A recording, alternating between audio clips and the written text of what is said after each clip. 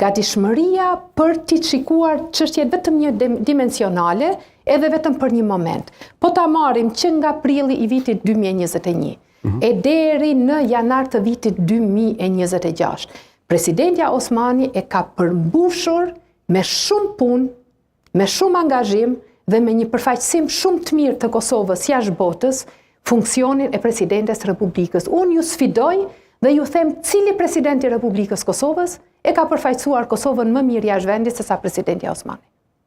E kam fjalën nga pavarësia dhe këtej. Ju sfidoj, ju dhe kolegët tuaj. Hajde për diskutojmë. A unë ta jap tani opinionin se kush ka patur prezantim të mirë? Po. Për shembull, politik të jashtëm ka patur prezantim të mirë zonja Atifeteja Jaga. Me respektin e jashtëzakonshëm që kam për zonjën Atifeteja Jaga, me respekt jashtëzakonshëm që kam për të, por as nuk ju ka afru Vjosa Osmanit, më vjen shumë keq. Pastaj ka patur performancë zoti Fatmir Sejdiu në momentet kruciale, shembull shpalljen e pavarësisë Kosovës si presidenti i Republikës së vendit.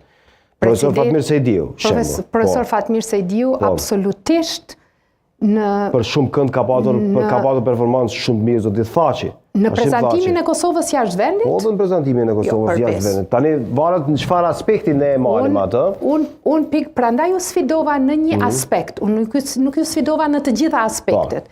Tash ju sfidoj të më tregoni cili presidenti i Republikës Kosovës nga pavarësia e këndej e ka prezantuar Kosovën më mirë jashtë vendit se sa presidentja Osmani. Këtu ishte sfida. Sfida nuk ishte një, hajde ta hapim tash të gjithë globin ta analizojmë. Jo, të gjithë globin, po presidentët e Kosovës. Kështu që unë mendoj që përfaqësimi i saj ka qenë shumë i mirë jashtë vendit, edhe prandaj ky gjykimi sipas momentit, herë mirë, herë keqe, herë notere, herë jo notere, asnjëherë nuk ka qenë dinjitos sepse e hesht thelbin e asaj që në një shtet demokratik institucione të ndryshme kanë kompetenca të ndryshme dhe